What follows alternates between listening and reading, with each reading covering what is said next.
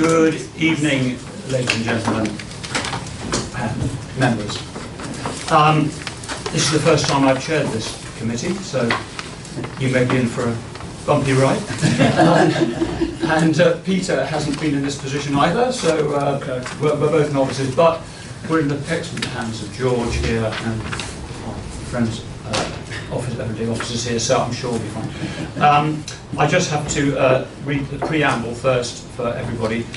Thank you to all members of the public, councillors and officers who are joining us for today's meeting. Councillors and officers are reminded of their commitment to the Civility and Respect Pledge and to be mindful of this during the meeting. Please be aware that the Council is video recording this meeting. This will be uploaded to our YouTube channel. I'd just like to highlight some key points of the meeting format. Please can I ask everyone to have their phones turned off or set to silent. Please remain seated unless you're invited to speak or need to take a comfort break. The toilet facilities are out in the corridor you enter through. The fire exits are via the doors out of the chambers and down the external fire escape, or via the main entrance that you enter through the building. The assembly point is outside the Royal Mail Parcel Office on West Street. In the event of a fire, the lift should not be used. For those that require the lift, officers will guide you to the correct process to exit the building. Members of the public are invited to participate in the meeting with the key points as follows. Public participation is limited to a maximum of 4 minutes per person. As Chair, I will interject if needed to enforce this. When the public participation agenda item is introduced, please raise your hand to show you wish to speak, and I will invite you to speak. If you are comfortable standing, please do so to ensure you can be heard across the room. And please tell us which agenda item you wish to speak to. I would ask that participants look to leave the meeting, wait until the end of an agenda item to limit distraction for other participants. Members of the public looking to leave the building will need to be escorted out by a council officer. If the meeting goes into confidential session, a short break will be held to allow members of the public to leave.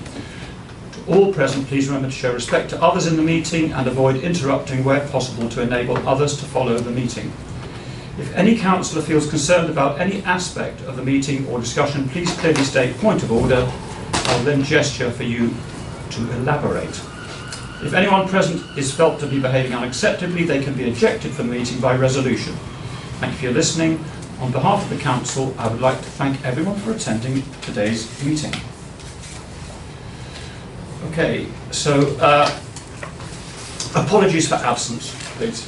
So we have a few apologies for absence. The first one is Councillor Bristow, who is unwell. Councillor Rutland, for personal commitments, who's been substituted by Councillor DeBass. Councillor Wearmouth, for personal commitments, who's been substituted by Councillor Markwell. And I also have apologies from the Town Clerk and the golf professional, both for personal commitments. Great, thank you. So we need to approve the absences for this meeting. So could I have a proposer, please, to Rose? Thank you. And a seconder? Thank you. All in favour? Thank you. That's unanimous. Thank you very much. Okay, so now item 2 is disclosure of interest. To receive any disclosure by councillors of interest that they are aware of in relation to matters on the agenda, whether registered or not, and confirmation of any procedural steps they will take because of this. Councillors arriving late in the meeting will be asked to confirm if they have any interest to disclose at the point they arrive. Anyone? Disclosures? Yes, Councillor Walraven. Yes, I'm Vice President of Seaford Lifeguards and a member of the National Trust. Okay, thank you very much. Thank you. Is that all? That's great. Oh, sorry, maybe I sorry, Chair. I'm also a member of the National Trust. I didn't know we had to mention it. Okay. Okay. Well, it's just that it's coming up quite a lot, National Trust land, so I just feel that we need to, you know. Well, I'm a member of Sussex Wildlife Trust. So, Thank you. Thank you, Chair. Okay, thank you. Okay, so now agenda item 3 is public participation. To deal with any questions or brief representations from members of the public physically in the meeting room in accordance with relevant legislation and Town Council policy. So is there anyone in the public gallery who would like to make a statement or ask questions? Thank you. Lady at the back. Now? Yes, please, absolutely, yes. Okay, firstly, Do stand up if you like and make your presence felt. Okay, you're back, okay. agenda item 10. After reading this, I feel that the South Hill Farm's future plans are positive for the area. The farm is an important part of our local neighbourhood and makes valuable contributions to the area and the nature reserve. I regularly see the positive work carried out by the tenant and their team, including tending to the Sussex Wildlife Trust 5 conservation grazing cows on the reserve. They respond quickly to damage caused by visitors and respond quickly to animal welfare concerns also. I'm pleased to see that the future plans continue to balance sustainable farming with environmental and community benefits. The proposal will help protect and restore important habitats, support tourism and education, give opportunities for local people and visitors, and help ensure that the farm remains economically viable despite rising farming costs, climate pressures and uncertainty around government support schemes. All I would ask, please, is that when these plans are going forward, that consideration be given to the present visitor pressures that are already well known in the area. Thank you. Thank you very much.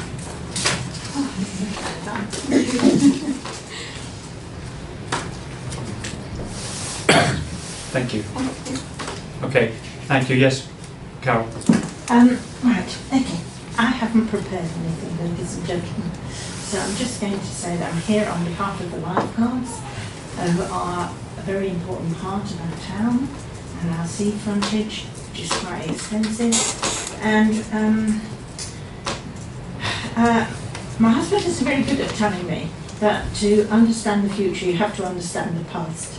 And sometimes I know that we're going on about what's happened in the past. And things are very different now. The lifeguards were formed in the 1970s, and now in the 2026, and things have moved on.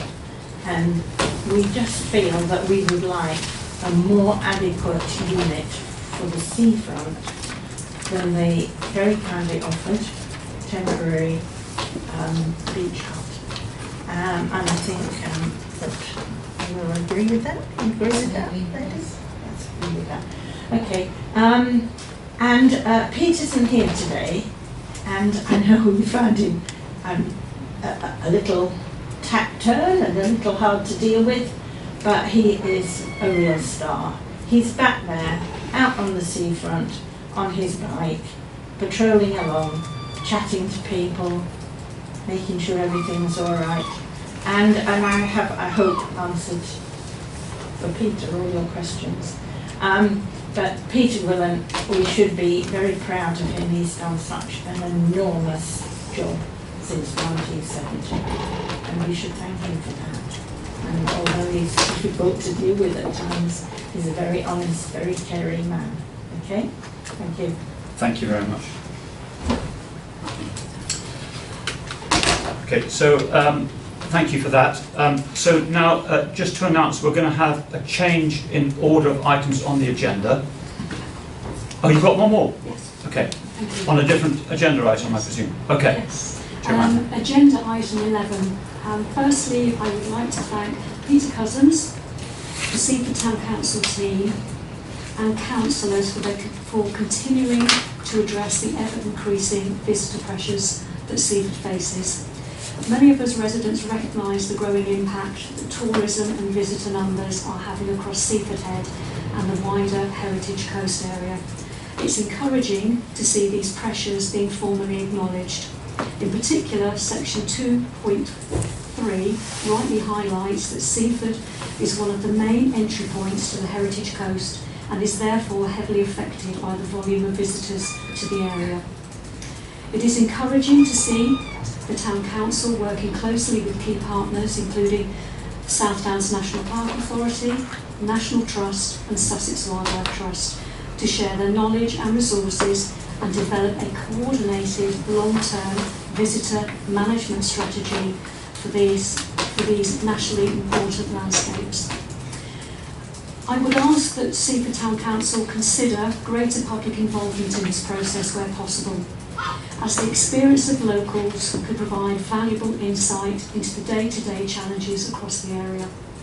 If clear expectations and a structured approach are set out at the outset, this could be a very constructive exercise for all involved and would demonstrate the Town Council's willingness to engage with the community.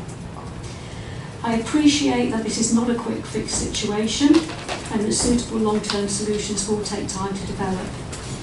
However, I would like you to consider for this year, if at all possible, temporary signage for the nature reserve to address the issues such as littering, barbecue use, drones and amplified music. And I would also ask what the current plans are for coach management, as over the bank holiday weekend, coaches were parking along Chinkton Way, very close to Chinkton Lane and the farm. And that creates a safety concern for pedestrians, cyclists and visitors. Given the high level of walkers, cyclists, Duke of Edinburgh groups, cubs, campsite users in and around Chinkton Lane and the farm, this really does present a potential accident risk if it's not managed, I believe, moving forward. So overall, I welcome the commitment to developing a strategy for visitor management and hope that it will help and be a positive for balancing environmental protection, sustainable tourism and help with public access. And most importantly, help with the preservation of Seaford Head Nature Reserve and our heritage coast for future generations. Thank you. Thank you very much, John. Thank you. Okay, is that all from the public gallery? Okay, thank you very much. Okay. Right, so I just would like to say we're going to change the order of the agenda slightly because Carol, who's here for the lifeguards, needs to get home to cover for her husband's not very well. So we've said that will be absolutely fine. So we're going to take agenda item 8 next, which is the Seaford Lifeguards request for a seafront base. I'll just scroll through here.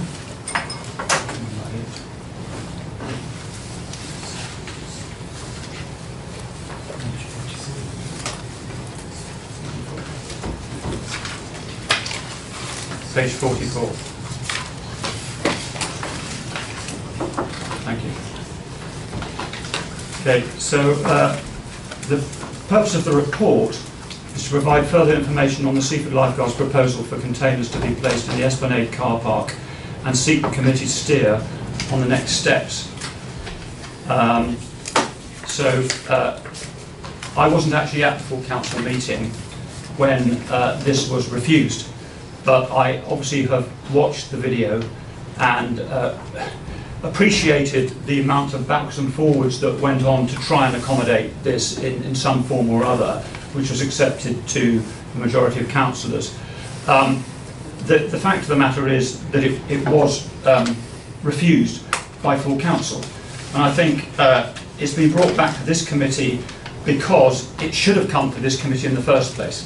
But because of the urgency of getting it assessed and bringing it to council of some kind, a committee of some kind, it was brought to full council directly as opposed to coming to this committee. So at the previous meeting, the previous chair of this committee did have some questions which were asked and have been answered. And it was also suggested that as a result of that, these questions being asked, it would come back to this committee to then determine what should happen with this application. So we are asked to discuss and debate the additional information provided herein by Seaford Lifeguards, which has been provided. I asked a few other questions, which I think you've been provided with, just about the responses from the Macready Youth Centre and Seaford Head School, what the uptake might be, how many volunteers they maybe now had, and how they see that going forward, which have also been answered. So then it says the committee is advised to move to a vote on whether, in the light of this additional information, this matter should be referred back to the full council in its original state, or more information or different proposals are required. If more information or different proposals are required, the committee is requested to identify and agree the route that process will take with regards to this committee and or full council. So before I say anything else, I would like members to maybe say anything, or would you like to comment, Peter? I'll just add one thing that, as Council knows, in recent investigations onto the gravel strip, I think just for clarity to say that if the proposal was for these containers to go on the gravel strip, this would now require a licence from East Sussex Highways. So there's just some additional information which has recently come to light. Thank you. I was going to raise that. I wondered what the situation was with that. Unless you'd like me to comment further, I would open it up to the committee to, if they would like to comment or discuss, initiate a discussion about the situation we're in. Yes, Councillor Dunn. Thank you. I really want to make it clear, especially to Carol and the lifeguards, is that I've always supported them ever since I first moved here. My biggest issue is not the support that we want to give the lifeguards, it's more about this shipping container, because the word is very ugly. Anywhere else I would support it at Bonningstead or further down, because it will go there. I just don't think it's the right environment at the splash point end, or whether, I don't agree with the gravel strip anyway. I think we're going to have problems with that in light of what Peter's just said about we're going to need license. We've got to get Balfour Beatty to approve all of this. So I want to support the lifeguards, but I don't seem to be comfortable with the shipping container. That's my bit of bugbear. I mean, I'd like to also, for record, to say thank you to the residents, because we don't do that. Residents take the time to email us, come to committee meetings, and we don't take the opportunity to, on record, to say thank you to the residents that have written to us. And they've raised, and I've got one of the emails here, and they do raise valid points. You know, they say that they don't want ugly. They feel that shipping containers, the word is ugly containers on the beach. They feel that the lifeguards are here for a limited presence at weekends, and then we, as the council, will be left with the shipping containers. They will be left behind. They also say that they feel that the Seaford lifeguard levels are down and doesn't warrant this extra facility. And they feel that the beach hut that was provided at cost to Seaford residents should be adequate, because never in the years where the lifeguards have been on our beach have they ever indicated that the boathouse and the facility that they had there and their existing, the beach hut that we did give them, is not been adequate. So that is really where I feel. And the last comment that was made by the residents was that they said that the lifeguards and residents should be able to live in harmony, but the proposed containers are in no way harmonious to that environment. So thank you, Chair. Thank you, Councillor. Thank you. Anyone else? Councillor Markwood. Thank you, Councillor Dunn. I totally echo your thanks, and also raising the fact that we are totally and utterly 100% as a council behind having a lifeguard presence on the beach, and we always have been. Before the container discussion happened, we were discussing, I know, something that could be there. I take totally into account the fact that we actually do have greater tourism and a greater presence on the beach than we actually had a couple of years ago. I mean, Peter must be rushing up and down the beach, and what the bank holiday weekend must have given him must have been a nightmare, to be perfectly honest.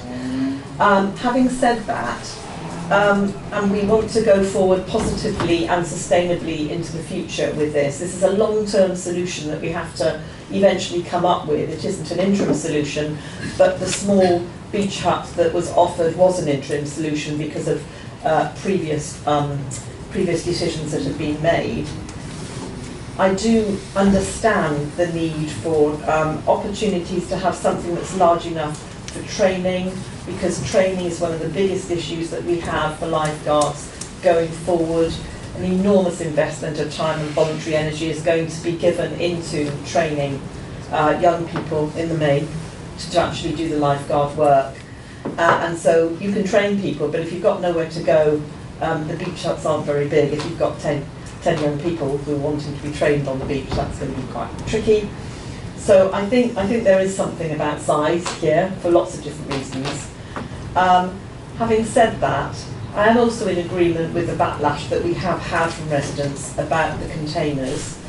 And I think because they were offered for free, up to a point, I think that, you know, transporting them may have been an investment. We've kind of gone down that route for the past 12 months, but it's overshadowed earlier discussions, which were, can we have something on the beach for lifeguards? But at that point it wasn't the yellow containers. So I'm really turning to officers for help here and saying, is there any other way or anything that we could come up with that would meet the absolute fit for purpose requirements of us having a regular lifeguard sanctuary on the beach, or something that's movable so it can be on the beach when it needs to be on the beach during the season, but then maybe not there when it's off season because it doesn't need to be there, things like that. I don't know, and I know there have been some investigations, so I'm just raising that as an issue, wondering whether anything could be taken on board in terms of that. Thank you, Councillor. Could Peter come back on that? So yes, as you say, I've had a little look at other solutions that might be possible, what other locations do. There is a company that builds bespoke lifeguard units for the RNLI. I did put an inquiry just to find out how much they would cost, but they haven't come back to me, unfortunately, in time. My understanding is one of the greatest challenges is the length of the boards involved and making sure there's enough space to store them. Some of the additional storage units bespoke for those boards could be looked at, could be another option, and that's why the containers are attractive, just because they have that length and you can get the boat in. So there might be, obviously that will come with investment from somewhere, but there potentially are, but I would need to discuss that with the lifeguards in more detail. Thank you, Peter. Councillor Bibba.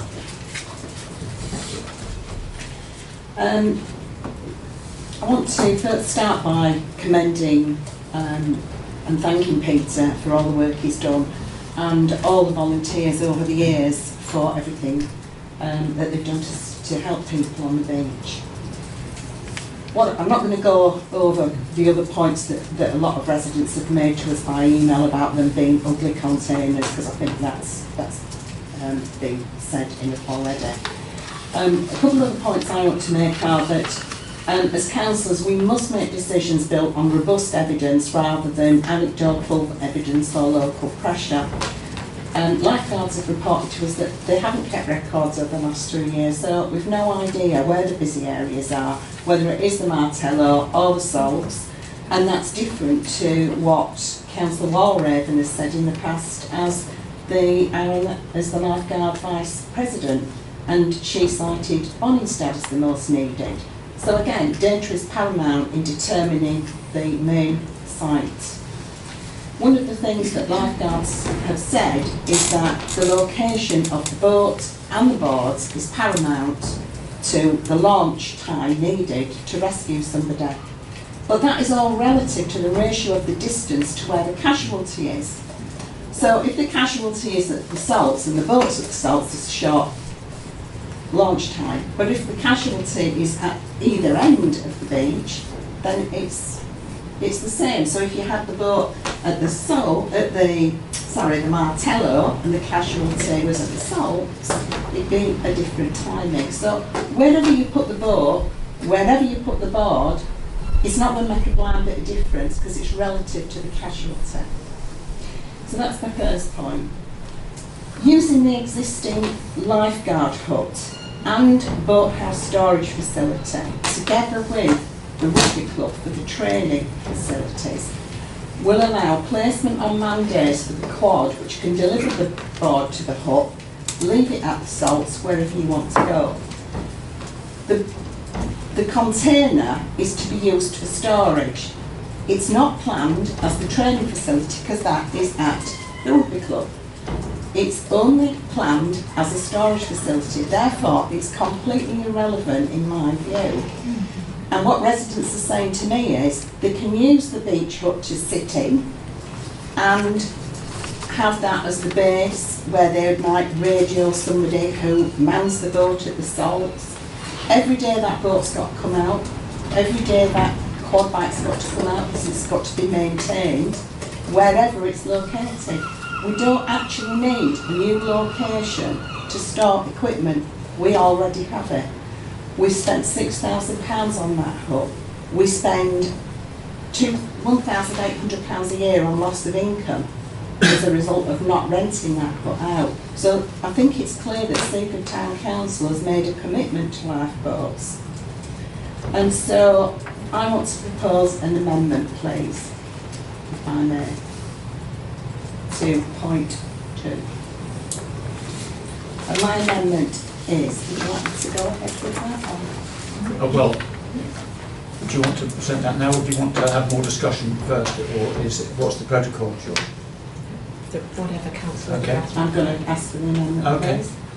So it's to agree the lifeguards be stationed at the upgraded beach hut by the Martello and maintain the rugby club for training facilities and the boathouse for equipment storage. Lifeguards will pay for the use of power and water as agreed. Lifeguards will collect data on numbers assisted, type of assistance provided, equipment used on each assistance, and report back to GOSCA for information at the end of the season. If I could add just one comment. The rugby club is leased to the rugby club and then sublet, and we don't have any decision making when it comes to the rugby club specifically. That is up to the rugby club.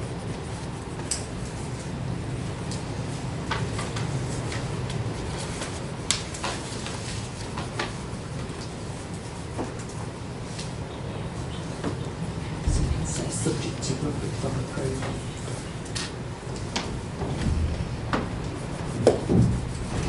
So that's actually not, So the proposal, the amendment is to reject the original proposals right, and to offer the beach hut with the boathouse and the training facility at the rugby club subject to their approval. so this is a different proposal under 2B. It is to reject Yeah. the containers Okay. completely. Okay. Do we do that as an amendment or is it a rejection? Yeah, so I think the proposal is that motion 2 be rejected, Yeah. and then there's an amendment here,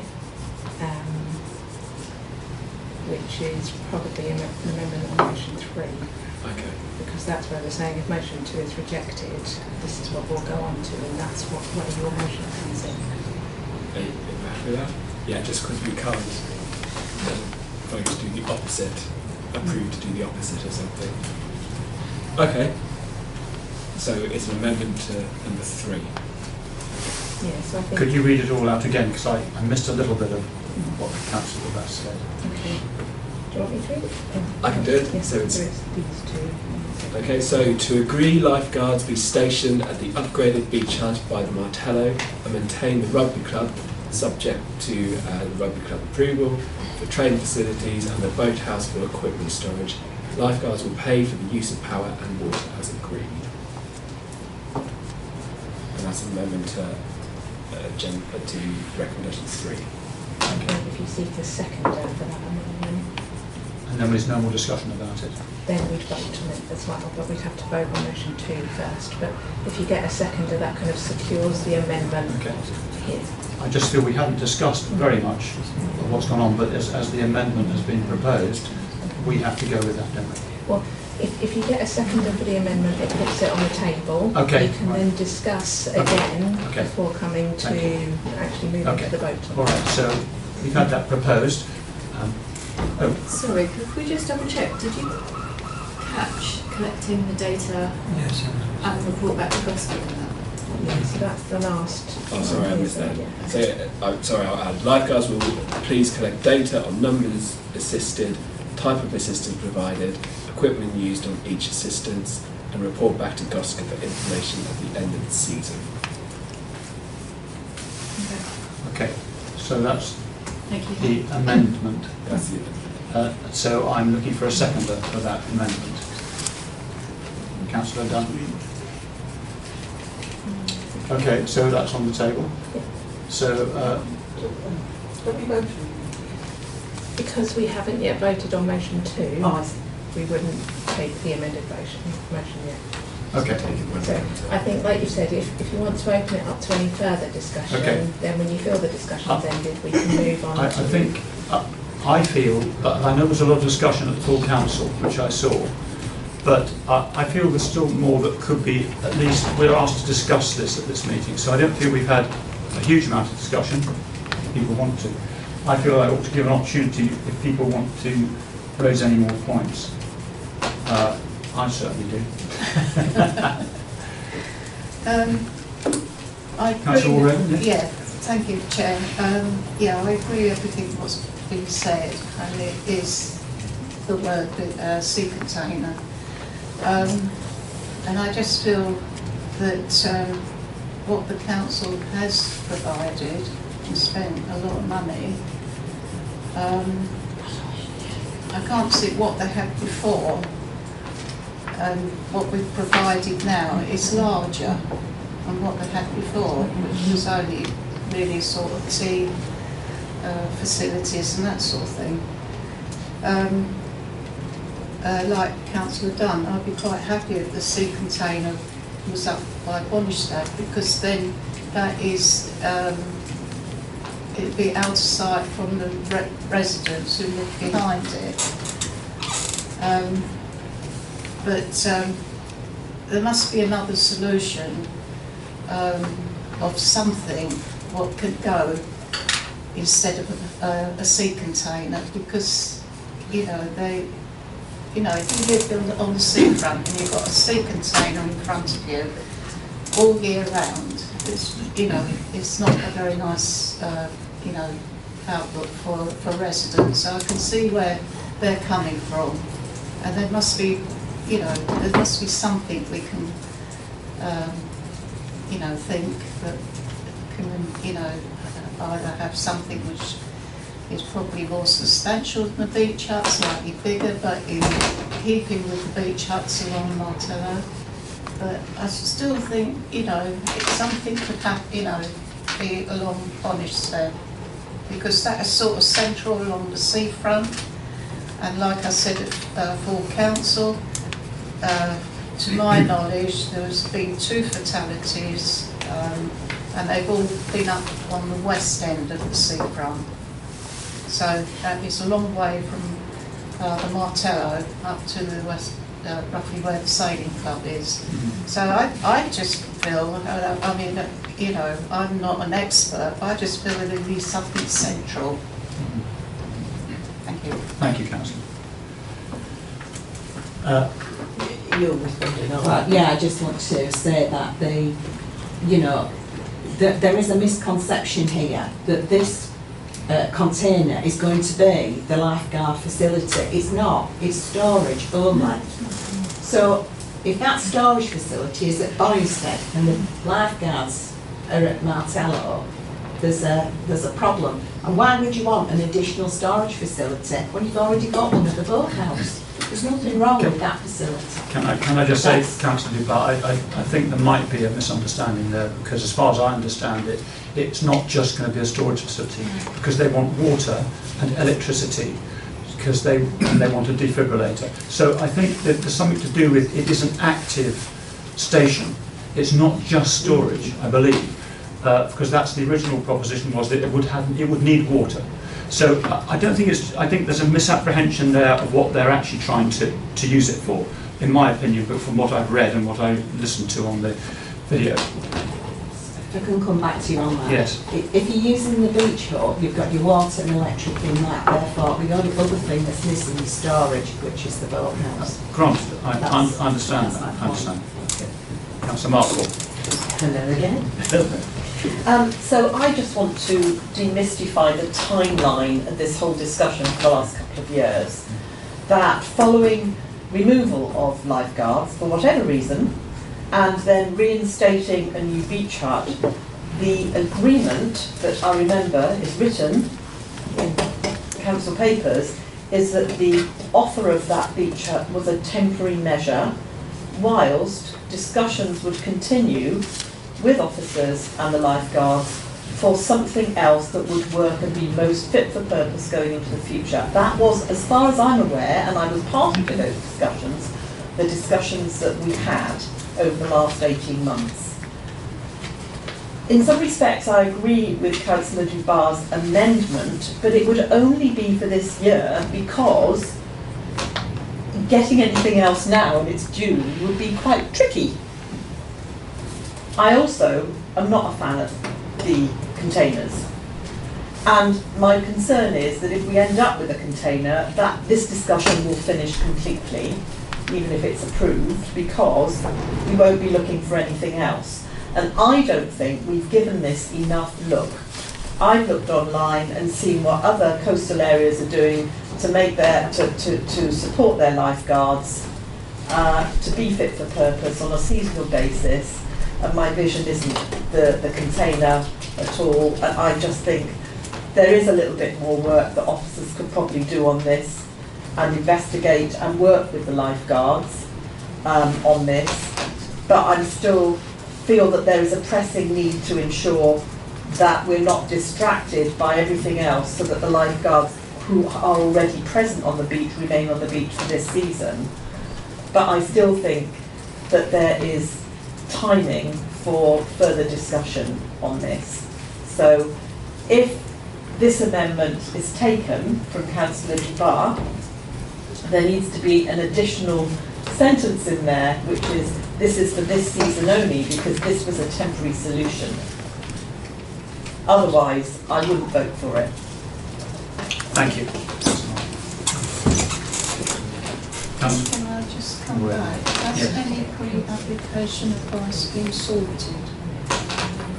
Has any pre-application advice been sought? Not that I'm aware of. Because we can have all this discussion and it get turned down anyway. Yes. So, I think we need that question answered as well. And it would have to go by the EA as well, wouldn't it? You said at the video in the full council meeting. I believe that was if it was to go to Ron instead. Then when it's on the prom, it would have to get EA approval. Okay. If we did want to take Councillor Markwell's amendment to the amendment, then we need to go back to Councillor Bass. Okay. Okay, well, we've had a bit more discussion, which is good. I would like to say that I just, as the chair, I would like to say, of course, we value the lifeguards, and I don't think there's any doubt about that. What I found a bit confusing was that, as has been said, they've been going since the 1970s, which is fantastic. And in their heyday, they had no more facility than they've got now, when they were providing apparently a premium service which was recognised throughout the country, and were training other lifeguards. So that in itself says that they were doing really well with what facilities they had, which was an even smaller facility than what we've offered in the what's it called? Cabin, Beach hut, that's it. And boathouse. And boathouse. So I was kind of confused as to why this container came up, but I rather wonder whether it was because it was offered and it was available and it was free, which was a golden opportunity. However, what I do want to say is, this was a proposal from the lifeguards. Yes, it's in your interest to get it, and yes, we want to support you. However, as has been acknowledged from other councillors and from all the emails we've had, it's not what everyone would like to see on the beach, on the promenade. And if that hadn't been available and hadn't been offered, you would still be looking for some facility, in what format or other, which could be of any design maybe. But the container came along and you thought, great, it's already fitted out, we could have it. And I understand that. But we have to kind of go with what the town needs and wants and the people of the town see. Personally, we have a container down at Bonningstead already. The Skipper Sports is a container, but it's been clad. And I would understand that if you did have a container at Bonningstead, you would need to clad it or improve its look in some way. But I do understand that you want to paint it yellow and red, which is the lifeguards' colours, which would make it immediately stand out. And of course you want it to do that, I suppose, to say this is the lifeguard station. But a lot of people, have reservations about that. So from my point of view, I do understand that I think Bonningstead would be a good place for such a thing. But I agree with Councillor Markwell. I think we need to do more investigation. And I don't think we should rush at this. It needs to be a long-term fix. And therefore, I think we have to understand that the people of Seaford don't necessarily want that in that particular area where it can be seen from behind. But the Bonningstead, you wouldn't see it from behind. No one's behind it. There's a big wall. So I would have thought that was a better place from that point of view. But I think more discussion, I agree with Councillor Markwell, more discussion needs to be had with officers. More investigation needs to be put into what other kind of facilities there could be. Can we then go to the amendment to the amendment? Is that possible, please? Georgia. So on item 2 first. We've got to do item 2. So we do item 2 first, and then we can look at the amendment to the amendment. The way item 2 is worded needs to be split into two things, because you can't approve and reject. You either approve the original proposals alongside its new information to be presented to full council, or you reject it.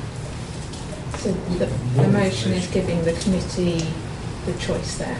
So it basically, by having both approve and reject, you don't need to seek an amendment. You can just seek a proposer for one or the other. So you have to ask which one's that who approves. No, so you'll have to seek a proposer either for approval or a proposer for rejection, and then whichever is proposed, then a seconder. Okay. All right. So we do item 2, we do 2 first, and then we move to the 3. And Okay, so we need to. So I would like to ask for a proposer to approve the original proposal alongside this new information to be presented to full council. Do I have a proposer for that? No. Okay, so that falls. So now I would ask if there's somebody who would propose to reject the original proposals alongside this new information to be presented to full council. Councillor Dubat. Do I have a seconder for that? Councillor Warraven. All in favour? Okay. So now we move to the amendment. Yeah. So we have a proposal on the table to amend the seconded amendment, Okay. which means you would need to seek Councillor Dubat's approval to amend her amendment. So, First.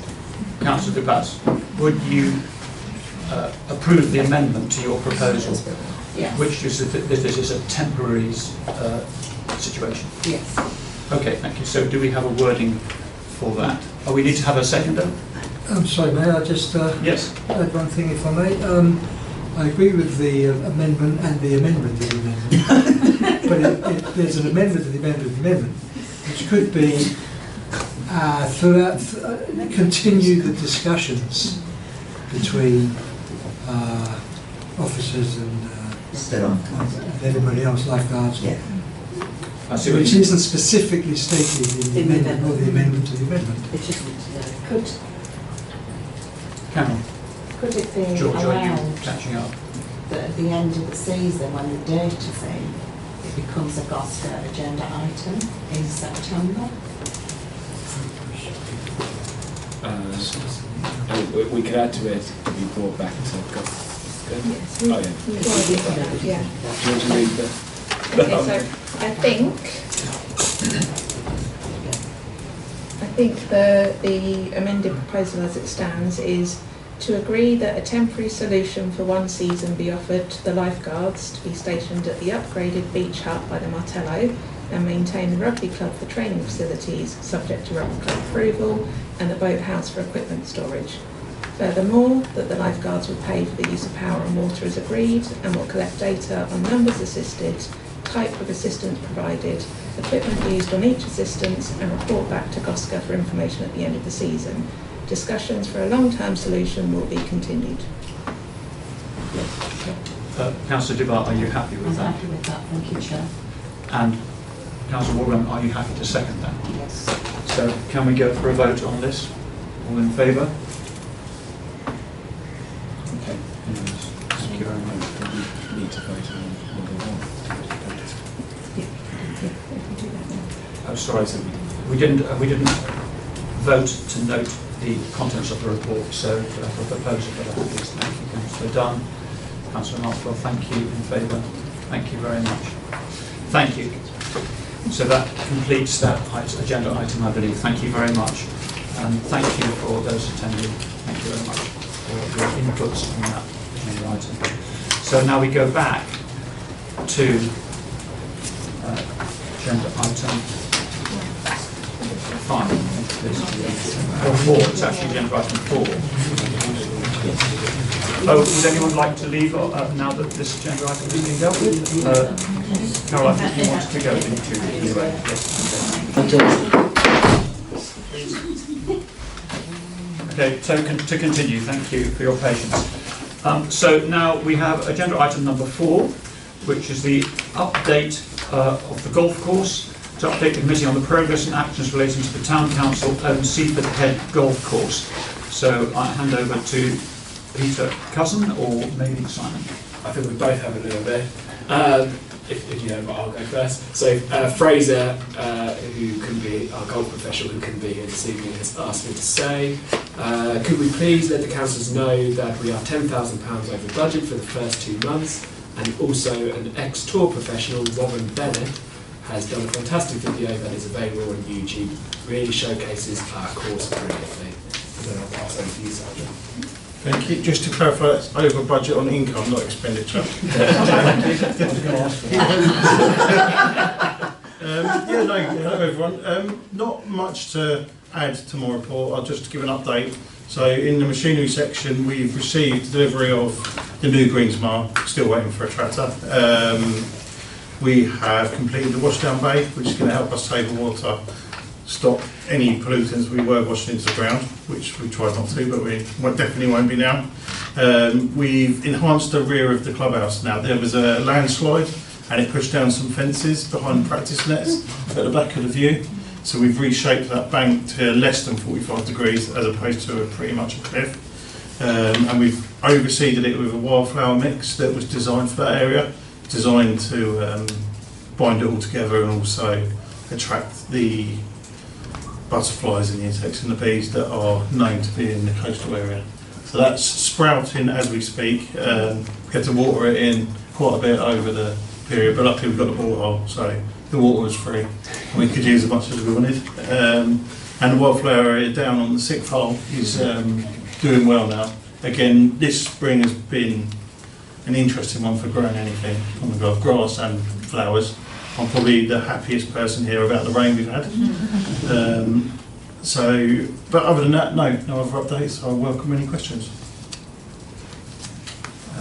Any questions? Councillor Warrior. Yes, thank you, Simon. I mean, you all do a fantastic job back at the golf course. I mean, I get reports from various people I know play golf. But just my question is, 17th green, is there sort of a rough timing on when that will actually happen? Because obviously the cliff is losing, falling into the sea all the time. Yeah. So is there a So rough... the update is, as Pete and I discussed it the other day, we have consulted almost everybody but one and have feedback from all of them. The last people we're waiting to hear from is Historic England, because it's on the within the INH 4 and it's an ancient scheduled monument. So we've consulted with them. In the strategic plan, I think I've got it open here if you want. Peter's got it open, so he can give you a more definitive answer, but we are meeting the schedule that we set. It Right. seems like it's It been does seem talked for a about long time, for a long, long doesn't time. I've been at the golf course 26 years and we've talked about that green for 15. it? Yeah. So to Yeah. me it seems like the last few years is quite short, but Yeah. it's ongoing. We do have a lot of information we've collected Yeah. from Natural England, Sussex Wildlife Trust, the Seaford Natural History Society, Seaford National Park. We've discussed it at the Seaford Head management meetings. So there is work going on. The next phase is to have a meeting with myself, Peter and Paul Constrom, who has the contact at Historic England. So Yeah. that's where we're at. Thank you for that. So yeah, just on the strategic plan, we've said we will prepare necessary works for the redevelopment of the 17th Green and 18th Tee by September this year, and achieve required approvals to commence works, and that will include the planning on the 17th and 18th Tees in September 27. So that's when we're hoping to have the planning permission in place. So it's been over a year, and then we will actually get on and start putting space in the ground. Yeah. Thank you. Thank you very much. Thank you. Councillor Markle. Thank you. I'd just like to congratulate Simon on the increase in membership numbers. I mean, I'm not sure what how you're promoting or if you're doing anything different this year, but it seems to me it is very solid coming through, and you've just told us that you're over budget, which is very exciting to hear. So yeah, so just congratulations and well done for it. You know, obviously there's something we can measure and tangibly measure to see your improvements. So thank you very much. Thank you. Any other comments? Questions? Well, I would just like to say, Simon, I think you do an amazing job, and reiterate that I absolutely love what you're doing with conservation and nature initiatives, as you always do, thinking one step ahead. What can we do now? Oh, what about this? What can we do? It's great because I really feel that we're right on the borders of the nature reserve, and you're thinking about that all the time. And I know when we start doing some of these clear cut through some of the scrub, make these new rides, it'll be great, and I know that is all going to be part of the 17th and 18th reallocation, how it's all going to be redone. So thanks very much.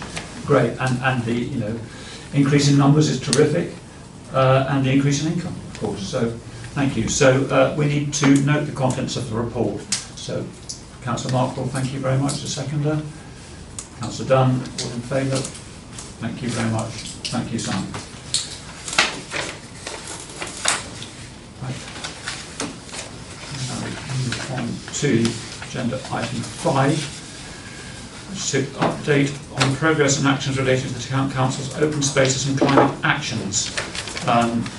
So this is for Peter, and I know we haven't done hugely well on updating our climate action plan, but this is an ongoing live thing that we're trying to achieve. So do explain to us. So yes, the climate. So this is about open space and climate action. Obviously, the climate action plan forms part of that, and there is a specific update on that. And thank you to Councillor Buchanan for his help in moving along the energy audit as part of that work. But I welcome any questions. Councillor Dunn. Yes, thank you, Chair. Page 15, 2.5, Martello Fields, Pumpfield, Cliff Gardens. I noticed in the Seaford scene that they're asking, and I believe it's been on Facebook, that they're asking, the project's asking for volunteers of all descriptions, not just to do with littering and planting, it's everything. I was sort of on the understanding that maybe the volunteers should have already, sorry Chair, the first question is when are we expecting to take back Cliff Gardens? Because at the moment it's run by the South Downs National Park Authority and the Seaford Community Partnership, but then we will, as it's our land, we will be taking it back. Have we got all the paperwork in place? And I understand from the report that it's looking at August for finalisation. Would the volunteers, should they not already be in place? And if we don't get any volunteers, where do we stand as a council financially? So yes, at the moment we're predicting August. We're being finished, and as you say, South Downs National Park, currently running that. Nearly all the paperwork is in place. There is some paperwork which is a little bit complicated to do with the Heritage Lottery funding, which we're just trying to finalise at the moment. The other piece that we need to finalise is the management plan, which we're doing with the Seaford Community Partnership. So the volunteers, some are in place. The Seaford Community Partnership are the volunteer group who are running it, who exist. Right. But it looks like they're looking for additional volunteers to help them. But it is, the agreement always was that this would be maintained by the Seaford Community Partnership. Which we're agreeing the management plan currently with them. Lovely. Thank you. Thank you. Okay. Councillor Dubak. Thank you. 2.3b grass verges. I've asked on a couple of occasions why certain roads haven't been cut, and I've been told on 2 previous occasions it'll be next week, it'll be next week. I've fed back to residents, it'll be next week, and yet again it hasn't been done. And I'm finding this a bit embarrassing now that I'm being told it's going to be done and the contractor hasn't arrived. And now I'm faced with another situation where I've got to go back and tell a resident this evening that their verge still hasn't been cut. What can I do? Thank you. Yes, I think it's fair to say I'm embarrassed by it as well. Yeah, it isn't good enough, and we have made this very clear with our contractor, and we are now escalating it to their senior management.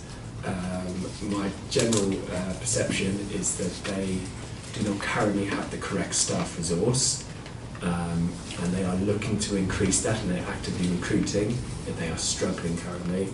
However, that's not really a good enough reason, as this is the cut that should have been done in April, and we were worried about May, but actually it's June. So yeah, this has been escalated to their senior management team now. So I apologise, and I can assure you that officers are chasing this on a multiple times a day. Okay. Does that satisfy you? Not well. It's an explanation, at least. It's an explanation, but it's the same explanation I've given them twice before. And I'm just saying the same thing again. I just feel it's an empty promise, really. I'm a bit... Well, this is a new contractor, relatively, so we're still trying to, see how they... And if they're not going to respond very well, presumably we have to tell them that we're not very impressed with their work. We have made very clear we're not impressed with their work. At the end of the 3-month kind of initiation period, at that point we will start applying service credits on this. Yeah, it doesn't help that the last contractor did exactly the same thing with exactly the same roads. Okay. So it's it's the second year running that it hasn't. Well, So I think all we can say response. is that, look, Councillor Dubak, if officers are desperately trying to sort it out, that's all we can expect them to do. And if they're taking it to senior management, I think they're doing whatever they can. So I think that has to be an answer, I'm afraid. Yeah. Oh, thank you. Councillor Markwell. No, I'm good now. You're good. Okay. Talking of grass cutting, Peter, could I ask when is the next cut scheduled? Do you know? Can I take Sharon for this? It's at the end of June. It's at the end of June. Okay. All right. Okay. Thank you very much.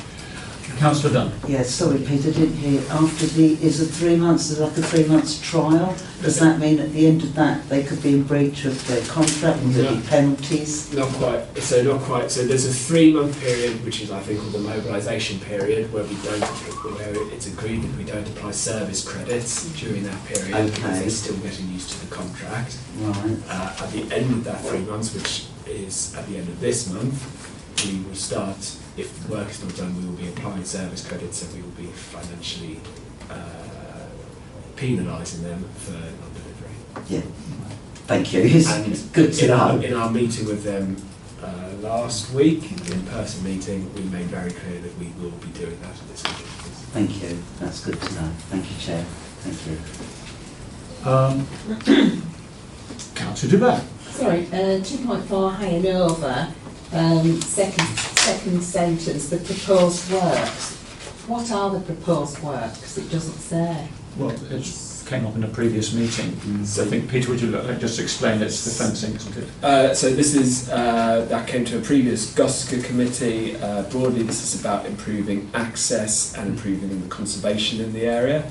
So one thing is to repair the footpaths, including the tarmac path to make it more level, so it's more accessible, and putting in an edging and levelling off as well, so it's safe for wheelchairs and mobility scooters.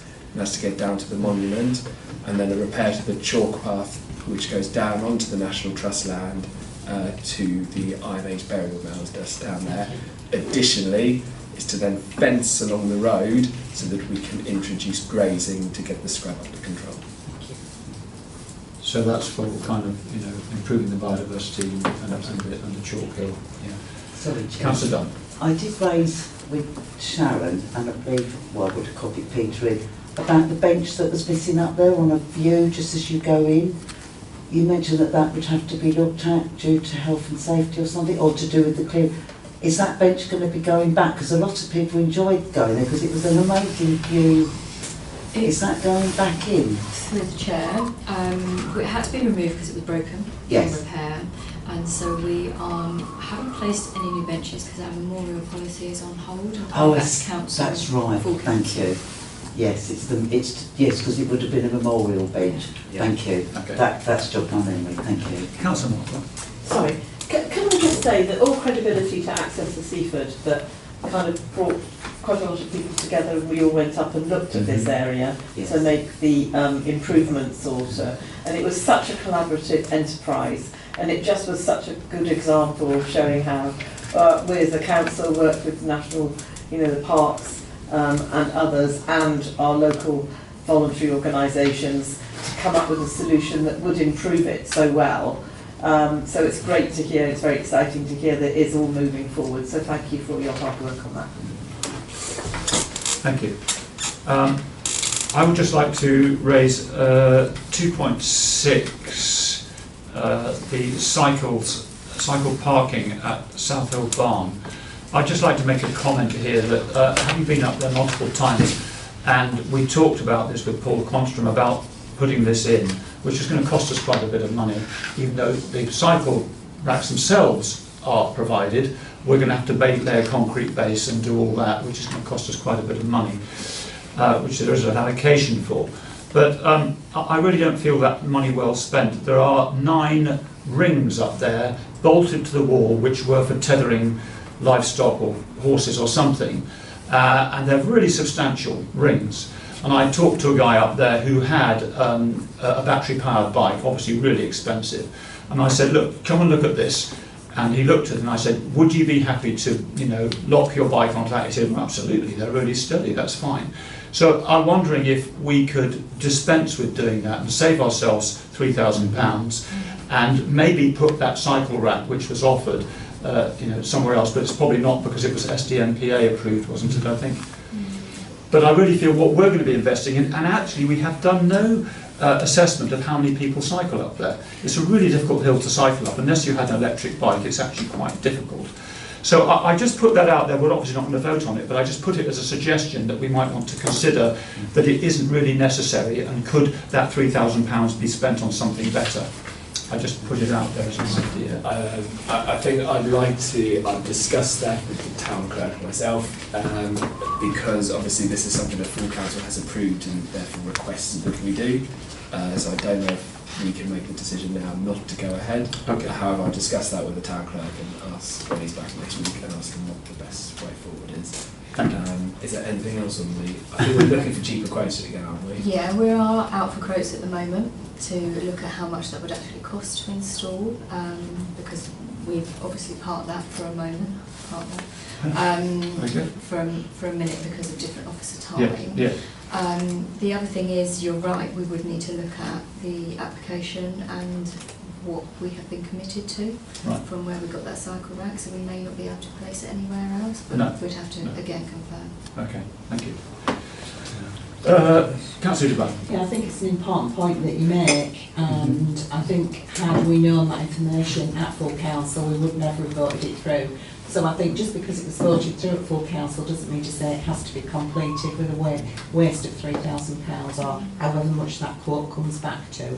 So, you know, can it be that we have a recommendation at number 2, rather than just a note report, to either go back to full council, whatever Georgia thinks is the way forward, to revisit that spend?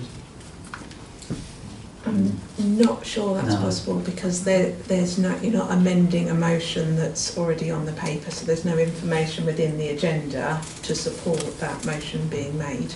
We can certainly, as Peter said, we can take that away, we can discuss that kind of internally as officers and work out how we progress this the right way forward. I don't have much to what was said now. Whilst you find it, I'll let Councillor Dunn. Okay, Councillor. So Councillor Buchanan hasn't said much yet. You said quite a lot. I'd like to listen. Just on those, the cost of installing the cycle racks. Have you looked at ground screws? So you don't have to put cement down or anything, and they're actually quite a sustainable solution in many regards. For up there, you don't want to put concrete down if you don't have to. And I'm not clear on the price, but you know, you can use it for all kinds of things, not least cycle racks. Yeah, okay. Good point, thank you. Councillor Dunn. I was only going to be a bit cheeky and say we could rely on standing orders and overturn a previous decision if we got together and signed. I think it's, I'm not sure if it's 7 or 10 councillors. I don't think we can overturn a full council decision, can we? In a committee? You can call it in. You can call it in, yeah. Okay.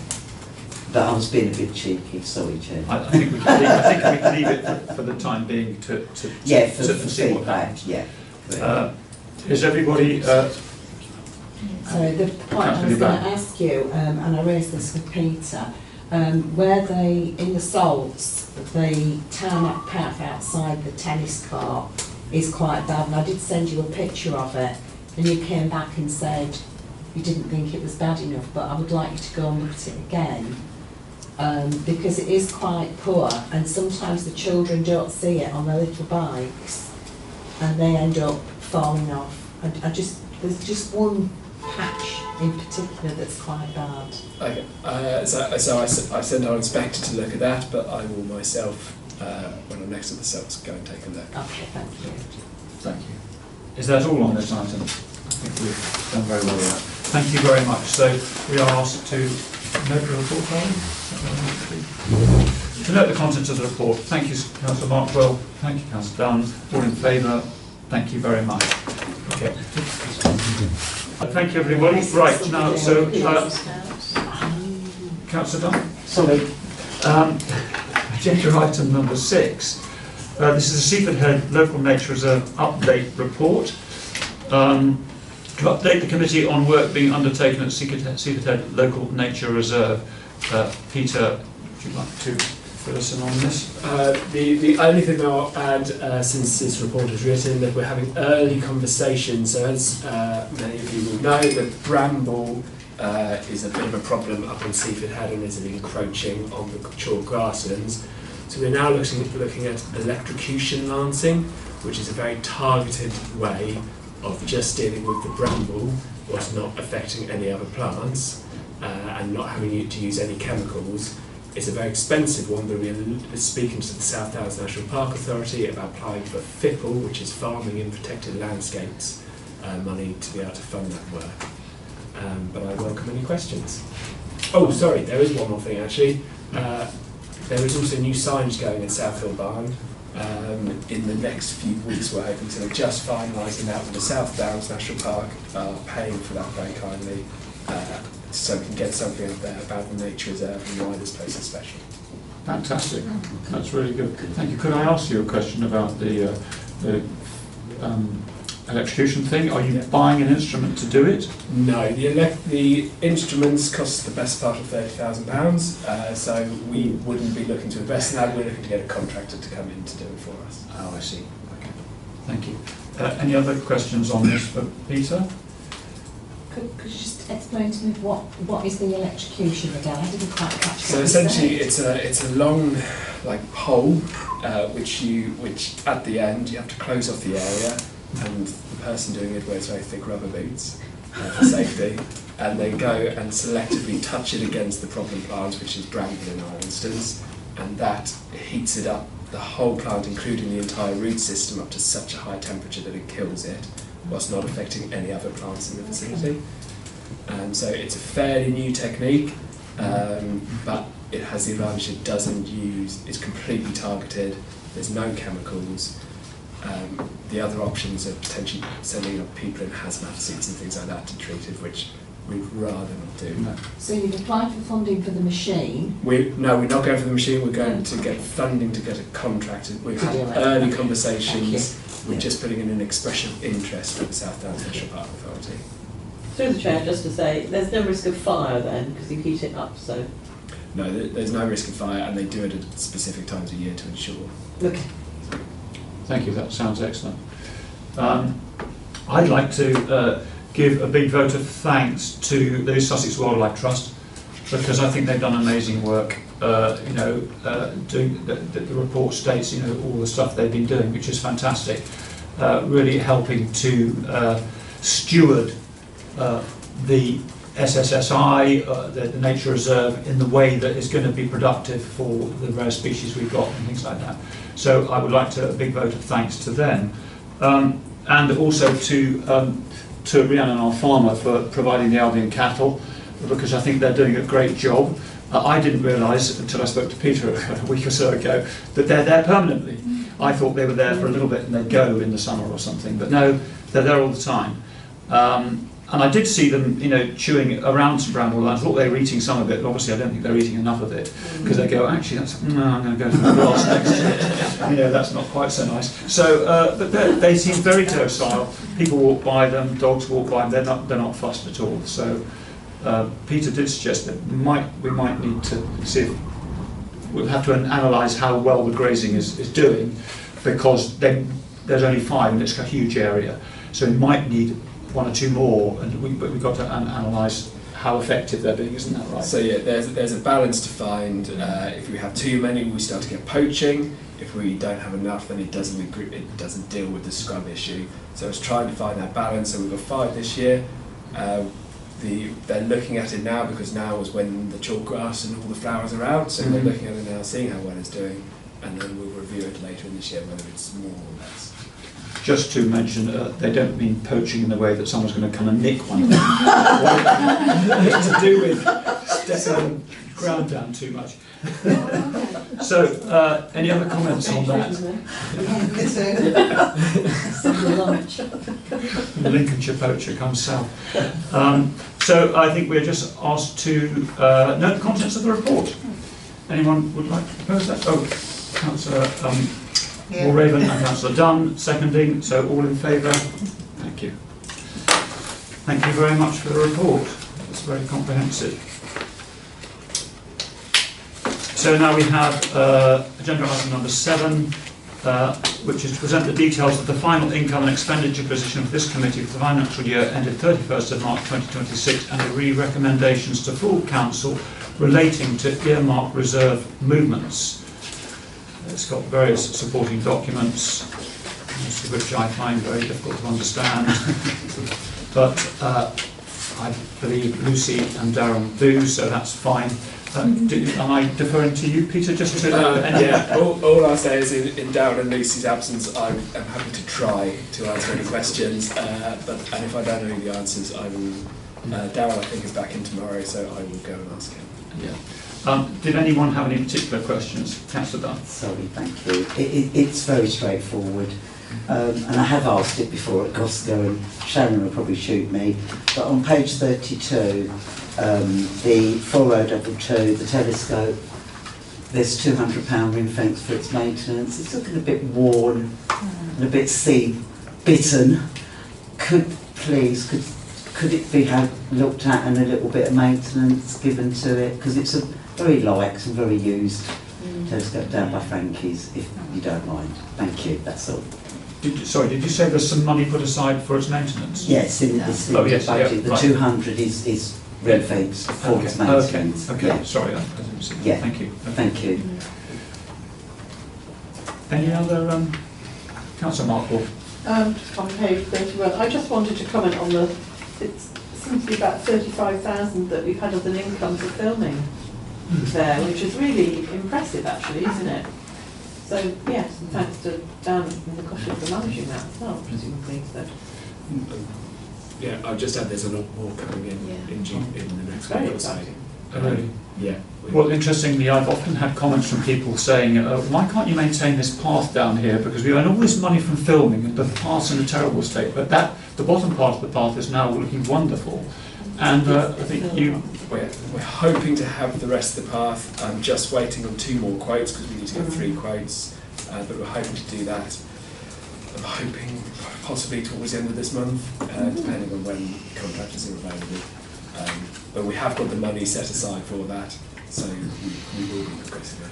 And what happens with, you managed to get visitors will be cordoned away from that area as they work to do it, presumably, because it's quite a huge amount of machinery goes down, like there's huge lorries going down. Yeah, they're estimating about 40 lorries of material will need to come in to repair it. But yeah, there's enough width there that we can divert people up.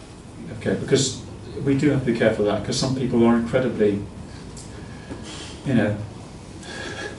careless about themselves and the kind of danger they put themselves into. So we really do want to make sure that that's managed well. So yeah, but my understanding is they would do section by section, so it's quite a concentrated area, and that also allows them to maintain access for the Coast Guard cottages throughout. Okay, great, thank you very much. Through the chair, this is totally off budget really, discussion, but as you're maintaining the path and you're doing signs, could you make signs clearer about not cycling down there? Because it's mad, people cycling really, really fast behind you still when you're walking down the path there, which is just not inappropriate. We're doing, as one of our strategic plans, we're doing the signage audit of all sites. For me, South Hill Barn is the priority #1 site for signage because in some ways it's not adequate, in some ways it's wildly excessive. There's just signage everywhere out there, and a lot of it looks messy. So we're looking at that, deciding what signs we need, what signs we don't need, and then amalgamating it all together. I mean, it's unfortunate that the cadence, the concession, which is a great concession, is also associated with cycling and cycling groups. But you get there, but you've got to stop, because you can't go down the hill. And you could park up using the horse rings. Yes, exactly. Sorry, off topic. Okay. Well, thank you. If there's no more questions for that, we will note the contents of the report and we recommend note the contents of the report. First of all, note the contents of the report. Can I have something to propose, please? Thank you, Councillor Dunn. Councillor Walraven, thank you. Seconding, all in favour? Thank you. And to recommend that full council earmarks underspends as set out within report 13/26 Appendix D. So, you're proposing? Off the mark. Fantastic. Seconder, please. Councillor Mark Bolt, thank you. All in favour? Thank you very much. Lovely.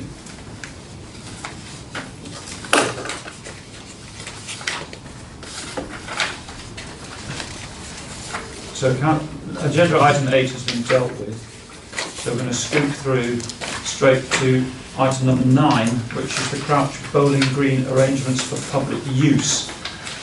To seek approval of the arrangements with the Crouch Bowling Club to facilitate public access to the Crouch Bowling Green. Would you just like to, I mean, we're probably all ready to all this, Peter, but would you just, or is it Sharon, is it you? This one, yeah. Would you like to just explain why this needs to be put? Peter can. Peter can. So, at the full council meeting on the 29th of January, it was agreed to reduce, to set a £2,000 set fee for the bowling club, but it was raised by councillors that they wanted to ensure that there was public access to the bowling club and how we were maintaining that. So we had the meetings with the bowling club to discuss that, and this is the proposal that has come from it.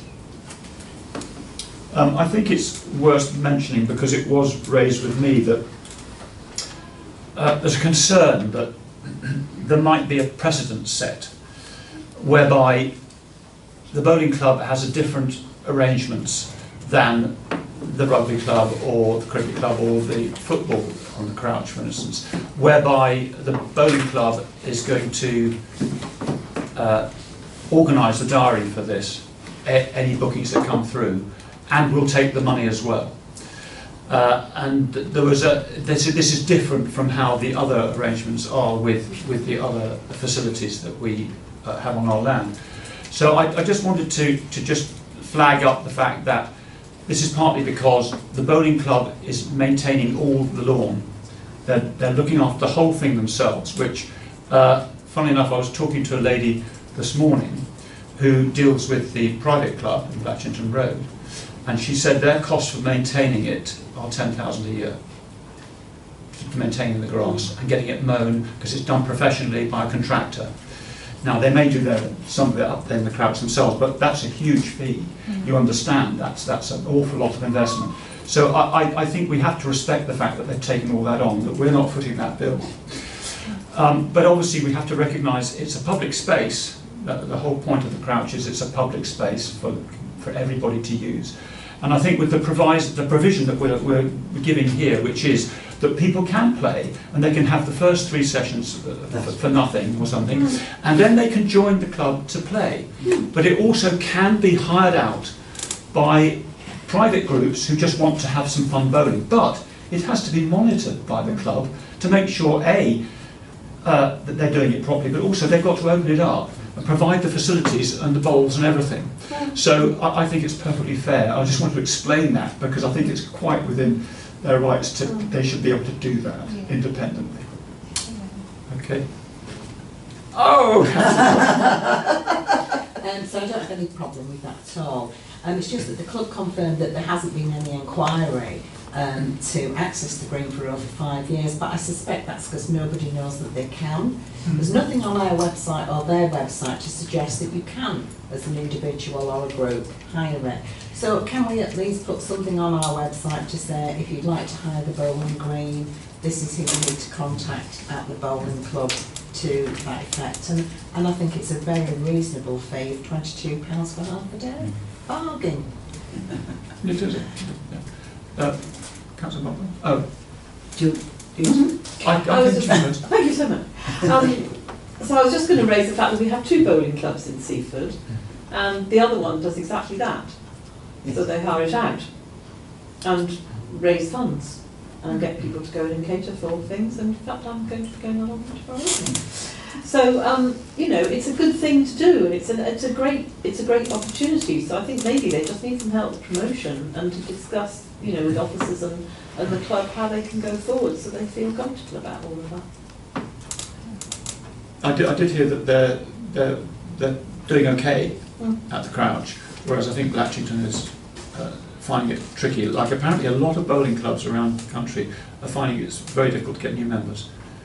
The numbers are falling, and therefore it's very difficult to, when you think how much the greens cost to maintain, it's obviously really difficult to, but it's a wonderful active pastime for older people and for community and everything. And as you said, at Blatchington, they've got a subsidised bar where people can just go for socialise, even if they're not going to play very much.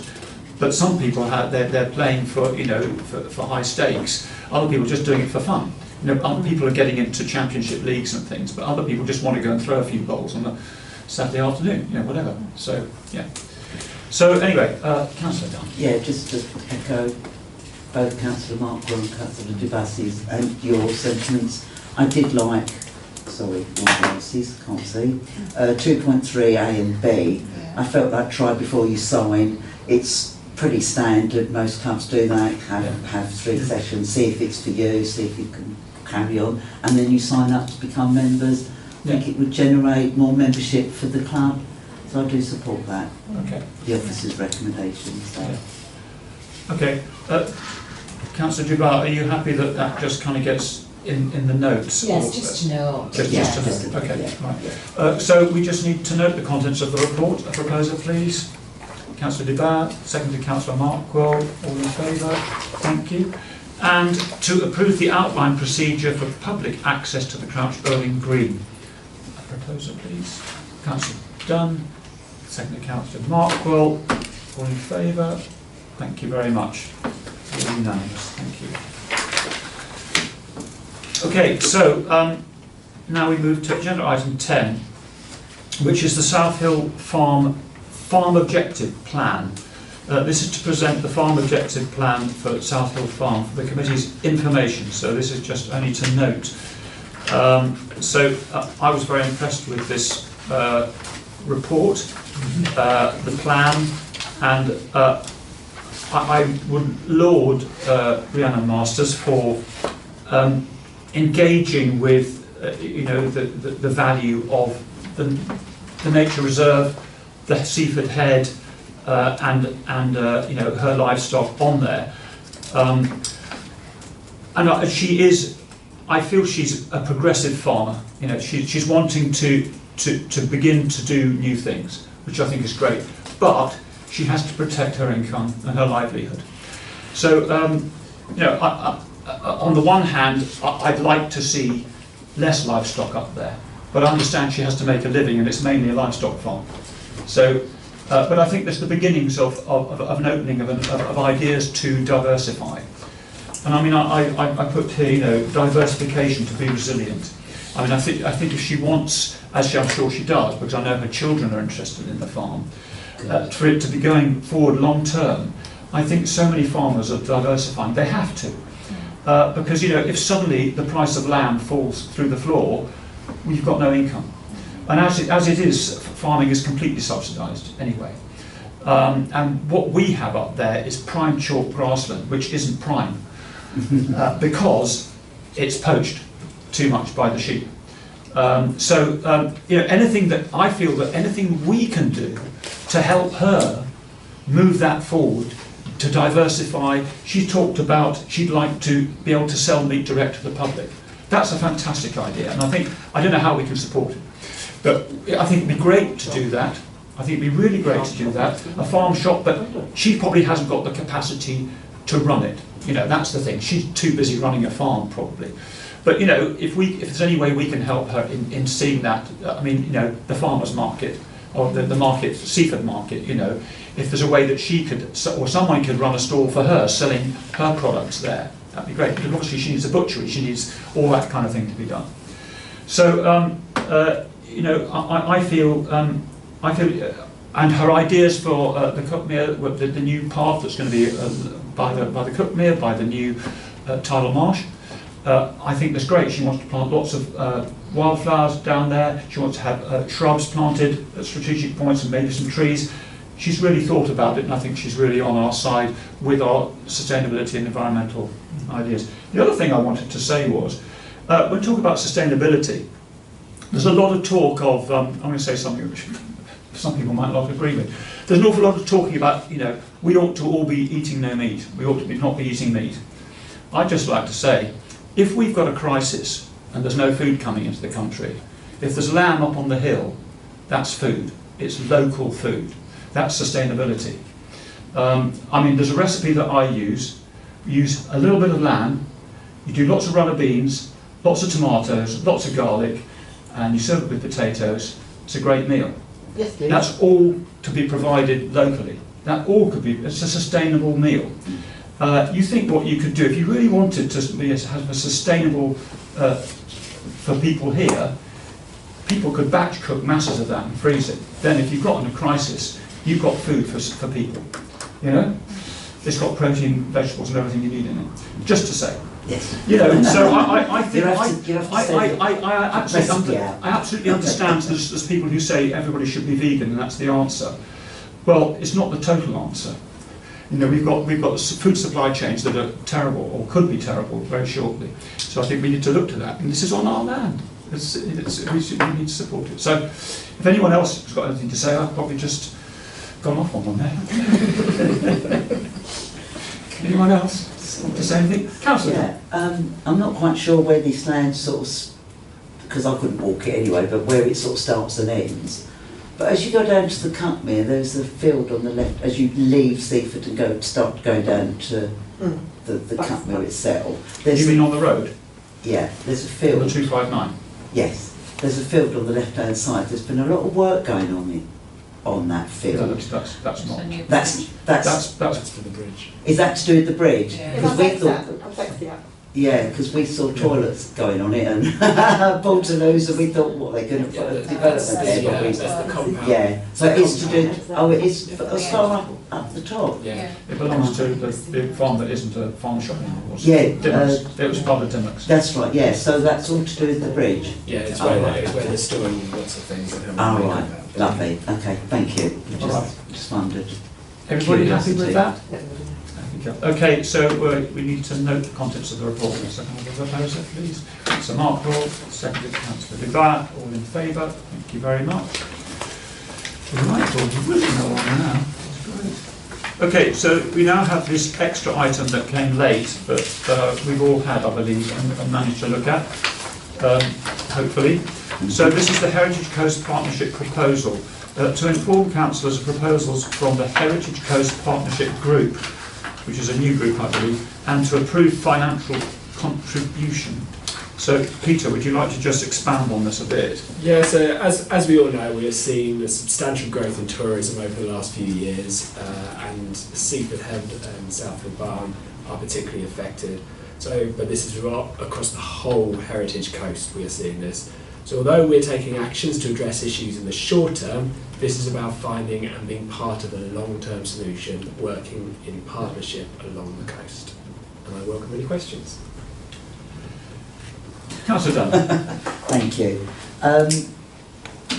I do support this totally because of the changes in how we're seeing tourism, how much is coming down, and it has to be managed.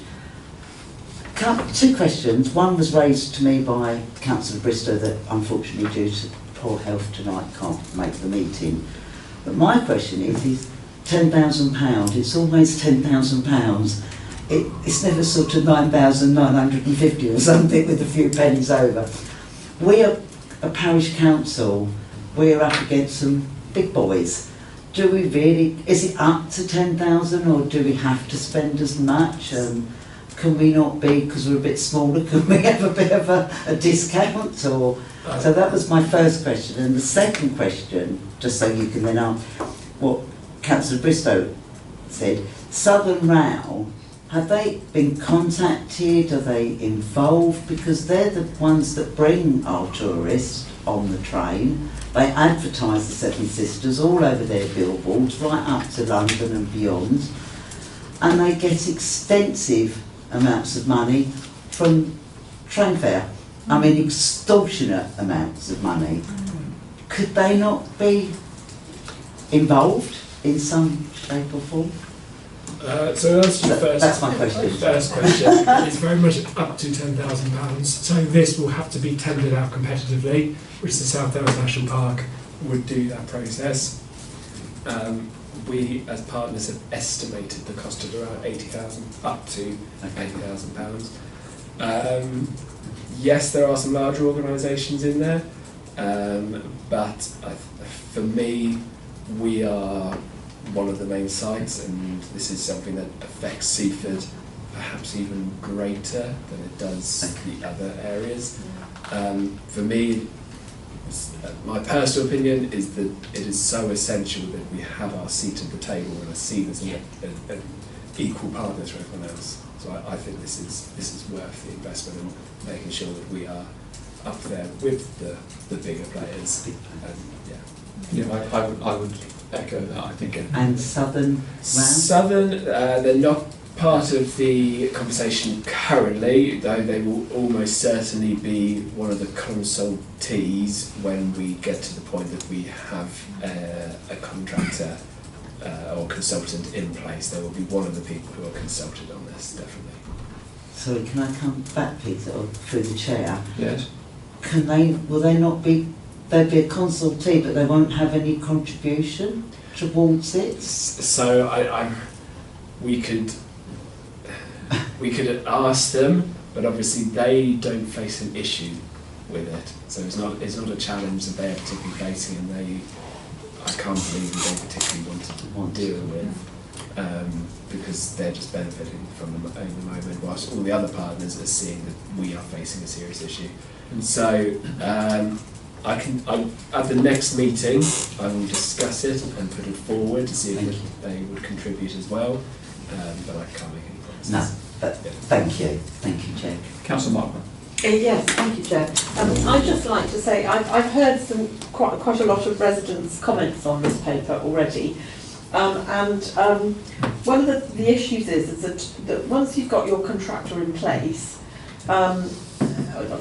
consultant in place, the process then of designing this plan, there is quite a lot of concern that out of all the other partners, Seaford is one of the ones that actually, as you say, with increasing visitor, has massive input into this. And it may well be that you talk to Southern Rail, who may or may not want to give us any money, but we have residents who have major interests and specific concerns about this.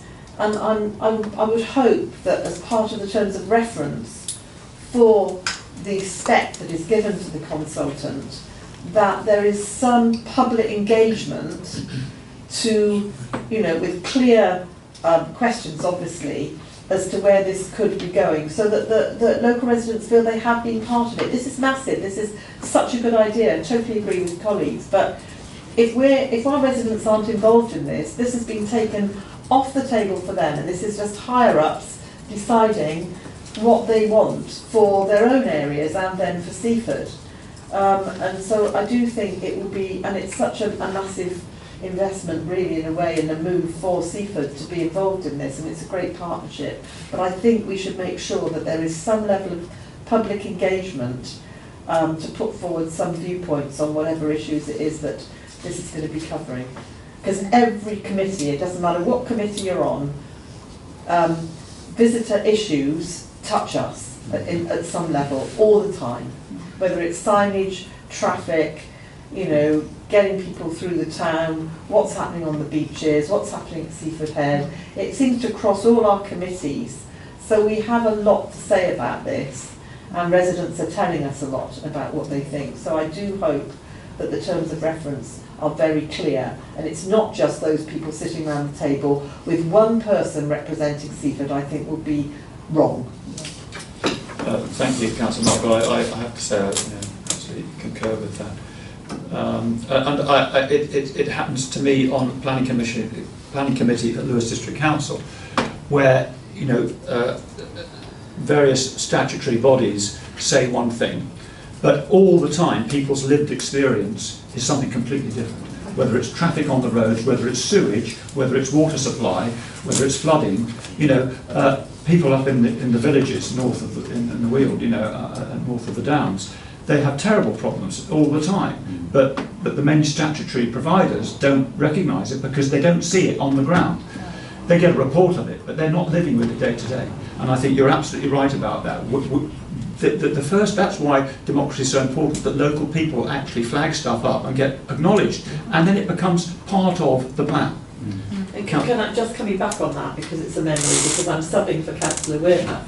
The only reason I know so much about it as well, and because she's been discussing it with residents, is because she was somehow plucked out of the air to go and sit on one of those meetings. But it wasn't clear why she was there. She didn't know why she'd been asked to be there. So there is no process at the moment that's clear as to how people are being representative as bodies for their geographical area on this group that's forming this incredible partnership that's going to have £80,000 for a consultant. So I think the process and stakeholder engagement for the group, the partnership itself, and the terms of reference and memorandum of understanding of that group, and then the vision and the purposes and the values of that group need to be absolutely explicit and clear if we are then going to agree to put money forward for that consultant. I think we need that information. At the moment, that is not there. So what are you saying? You're saying that you wouldn't want to agree to this without those things being put in place, so that we know. I think there should be a memorandum of understanding for that group. It seems very ad hoc, It seems to, you know, and I think there needs to be a memorandum of understanding, stakeholder engagement, precise roles as to who each person who goes and sits on that group is accountable to.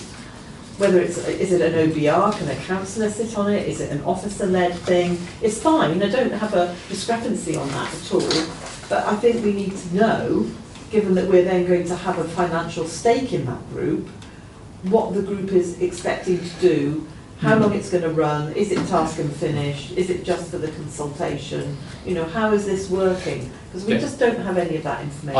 I absolutely understand what you're saying, and what I feel, and Peter will probably corroborate this, I don't know, it seems to me it's very, very much SDNPA led, and they're going to kind of run it and oversee it, which is fine because they're our superior authority, but, you know, but you don't have to go, you don't have to agree with them, and we don't have to engage if the terms of reference of the group aren't appropriate. Yeah, but I do think we have to acknowledge what Peter said, which is this is the thing that affects us more than perhaps any other area, specifically at the moment. Yeah, exactly. So we want to be very careful to engage properly with them, but and you know, make sure yes those things are in place, but understand that we really do want to be, you know, have our knees under the table.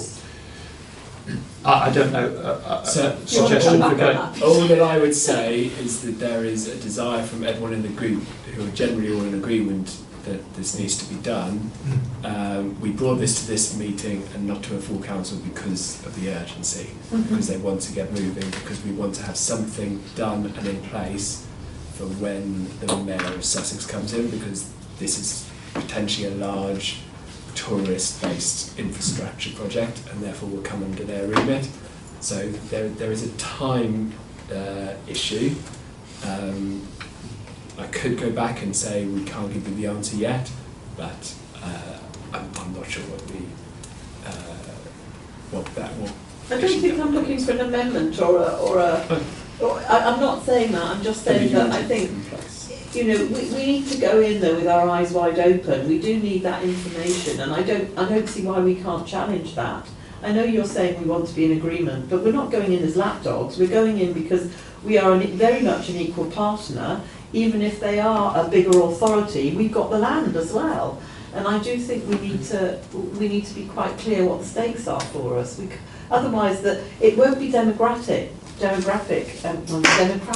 terms of voting or whatever else you're going to be putting into this consultation. I think we need to make sure that we are heard, and the only way you're going to do that is there's a memorandum of understanding. So I can push and get them to get the memorandum of understanding, and that we have some kind of terms of reference or something in place that we can agree. That's not, you know, that shouldn't be time pressured. They should be having that in their minds already if they're setting up such a group. Absolutely, I think the focus at the moment is about, well, as it says in the order, about how we run the group, but also about getting that a spec right for the consultant. Yeah. Did you have a question? Yes, please. So 2.6, this is a working document as the draft tender specification at Appendix A. And, you know, I would like to see an amendment put forward. Completely agree wholly with what Councillor Markwell said, and I think it's imperative that as part of this process we have public engagement. At the moment it's something that's going to be done to us. I don't think there's anything in this Appendix A that really convinces me that this is something that we're part of. It's being done to us. You know, I've said this on many occasions. I don't believe that Seaford town residents should be paying for the mass tourism, and there's nothing about that here, and I'm not convinced that it's going to be in the interest of Seaford. It's more about the heritage coast, not Seaford. It brings problems to Seaford. I don't want to see tourism developed anymore. My residents are telling me we've had enough of the parking, we've had enough of the paying for the toilets, we've had enough of the coaches, they've had enough of tourism, they don't want to encourage anymore. So where is that in here? Where is the consideration for that? We need something. It cannot just be done to us. I understand what you're saying, but surely the point of this is that this is trying to understand how to deal with the tourists that we've already got. We're not advertising. The tourists, it's been done to, that's what's been done to us. Instagram, Facebook, whatever it is, TikTok, they're doing it to us. People posting, thousands, having millions of followers, saying, come to the Seven Sisters. King Charles coming down and saying, oh, this is wonderful. And then the broadsheets, you know, on their weekend supplements, having huge pictures saying, the most iconic view in the world, or whatever it is. That's what's being done to us. I feel what this is doing, with all respect, is trying to deal with what's already happening. And I feel glad that South Downs National Park are taking the initiative with this. We had a meeting with Vanessa Rowlands quite some time ago, and we were talking about the problems we had up at South Hill Barn, and she said, it seems to me we need to have a strategic plan for the whole of, you know, tourism, traffic, you know, bus networks, train integration with buses, all that needs to be done, she said, on a strategic level for the whole of Sussex, which, as you say, Peter, will probably happen when the unitary takes place, because that's the whole point of the unitary, is to get overarching things whereby maybe you could buy a pass for the day and you could go anywhere on any mode of transport in Sussex. You know, but what we need to do is manage how those tourists are channelled and funneled and governed, actually. So, you know, I do understand what you're saying, but we can't do it. I don't think we can do it by ourselves. That's the problem. Agreed. But Peter, Peter, do you want to come back on that a bit? No, and I think I would just say that although the South Downs National Park Authority are taking the lead, there is no suggestion that they are not equal partners. It's very much that they have the resource to be able to put behind going through the procurement and things like that, whilst other organisations don't necessarily have the resource to go through procurement processes and things like that. Okay. So how are we going to input into the final version? I don't want this body to do it without it coming to us, back to us, for our residents and councillors to have a say in the final document. So currently, myself and Councillor Wearmouth are going to the meetings. So I suppose what we could do is we could bring this back to a future meeting, whether we do it to full council or GOSCA, probably time dependent on which one we could get it to soonest, because there would be an urgency. But yeah, I can bring it back for approval or not. Obviously, we are one of 8 partners, so I'm not quite sure exactly what happens if we're not in complete agreement, but every other partner is. But you know, and you mentioned you were going to invite the trains. What about the buses, and what about the cycle groups? Are we going to invite those onto the board as well?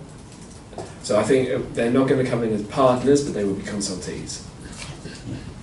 Councillor Markman. Can I also suggest that you invite the Chamber of Commerce as a consultee as well, because they're working enormously hard to sort out visitor management, to be perfectly honest, and routes through the town, and so that their engagement with a historic path and all those kind of things going on, and you're working with them anyway already with the 2 Charlies. It's incredibly important that work doesn't just get sidestepped and other things that, you know, other organisations are trying really, really hard in Seaford to manage the visitors. And that's why it's so important that they need to be consulted. So there needs to be some form of consultation. I think we would lose massive goodwill that people are working voluntarily here to make something better for Seaford, that the officers are starting to become engaged with, but you know, but we can't then, you know, not be engaged at that level as well. So and to be clear, throughout the meetings we've been very clear that this would be partner led, but then there will be a lot of consultees in this process. My last question is so you talked about these meetings that Councillor Wearmouth goes to and you go to. Where are the notes that we can read about those meetings, please? So this is all I wasn't able to attend the last meeting, But that's what all of the diets provided following the meeting. That's what, sorry? That's what I've been provided following the meeting. I can have a look and see if I can get the notes. Yeah, it needs to be transparency. So who's the chair? There isn't a chair. I don't think they've elected a chair yet. One of the things on they want to have an independent chair, but they've said who would that be? They put it out here. Who would that be? I don't know. We don't know yet. It's an embryonic thing at the moment, isn't it? Isn't it? There were 2 meetings so far. So if you can't go, is there not another member staff for subs for you? So Councillor Wearmouth went to that one and represented Seaford. So one question would be that there should be minutes made of these meetings, which should be publicised to all of the stakeholders or all of the partners, I should say. Yeah, we can request that. That would be great. As we can.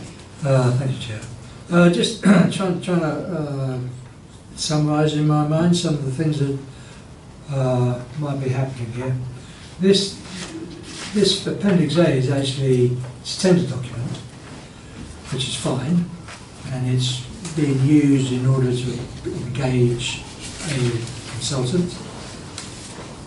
This thing about the group of partners, including all these people, somewhere there must be a document, which is the Memorandum of Understanding. And if Seaford Town Council hasn't seen that yet, then they ought to be asking for that. There isn't one yet. So without that Memorandum of Understanding, how can this go to tender? I don't understand. Yeah, I totally agree. It's too soon to go to tender. And then one of the questions right at the back here, it says, this is questions for discussion. Should we undertake a pre-market engagement questionnaire, whatever that might be, with targeted questions to inform a future invitation to tender? So again, I'm not quite clear what that kind of means. That sounds as if there isn't necessarily a huge rush to do this if they're looking, if the question is, there's still an engagement questionnaire to inform a future invitation to tender. So I'm just not clear on some of these issues here, even in the paper. So there is potentially an amendment that we could put forwards in which we add subject to meaningful public engagement being included with the consultant's methodology and carried out prior to beginning phase 3 and an MOU being established clarifying the town council's role within the group influence on the group and influence on the final version of the plan. So we can add that amendment. Sorry, can we nominate Mr. James as the chairman of the... just a thought. He doesn't accept that invitation. Just a thought.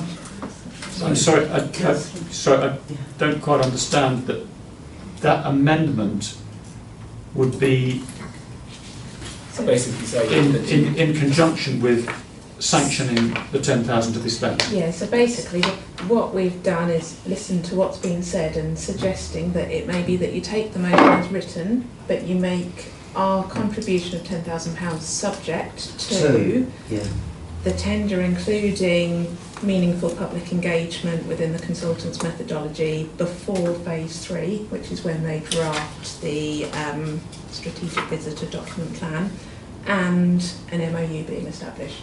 So basically we're saying we'll only give £10,000 if those 2 things are met. Okay, everyone hears that? Councillor Watling. Just a question, is there a timeline for yes. Before we can commit ourselves?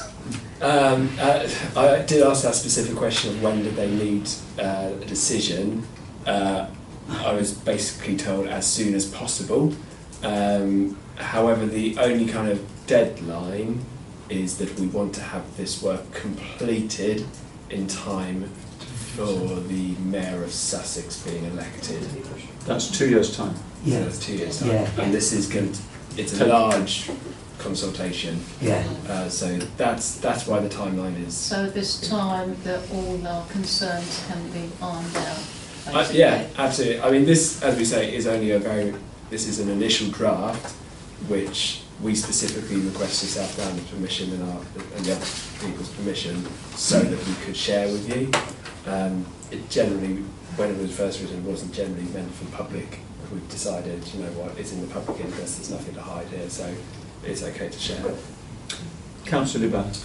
Yeah, so as you know, I'm an experienced tender writer, and one of the first things I always do is look for existing tenders.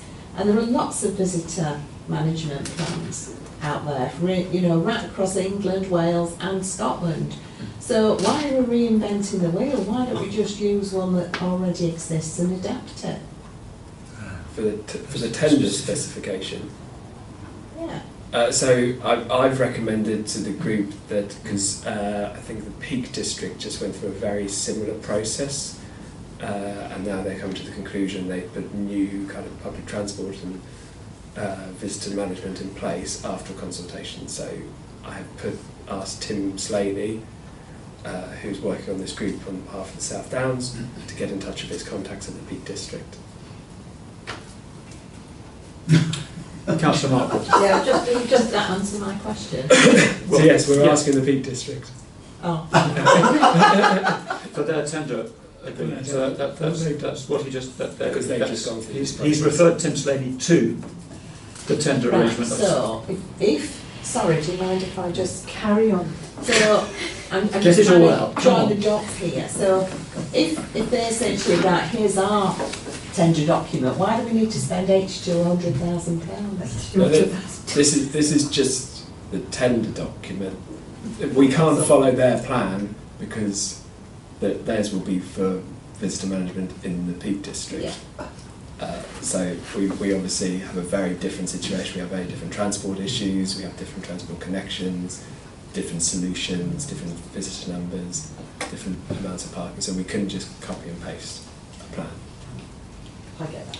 Okay, Councillor Markle. Yeah, just as a follow-up on the memorandum of understanding, all I would say is because there is a time pressure and it's very immediate in a way, and we are spending public money, £10,000 worth of it, so this is not, you know, so we should have that seat at the table. If you can't go and if Councillor Weymouth can't go, can you make sure that someone subs for every single meeting of this group, please? Because what I don't want to hear is that no one ended up going. Because we will make sure there's a representative. even if you have to come and ask one of us, so I wouldn't be volunteering necessarily. But I really do think it's important that there are subs on this, and this is treated as a really, really important meeting to have our seat at the table. I'll ensure there's always somebody at the meeting. And if necessary, James will have to go. Councillor. Yeah, I was going to echo. Okay. I was going to ask the same question, that if yourself can't go, another member of staff goes, and if Councillor Weymouth can't make it, that we do have someone, a sub, available to be able to attend. Okay, so we need to note the contents of the report. Can we just note the contents of the report?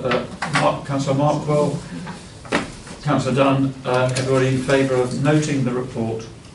Okay, thank you. Now we're going to move to an amendment, George.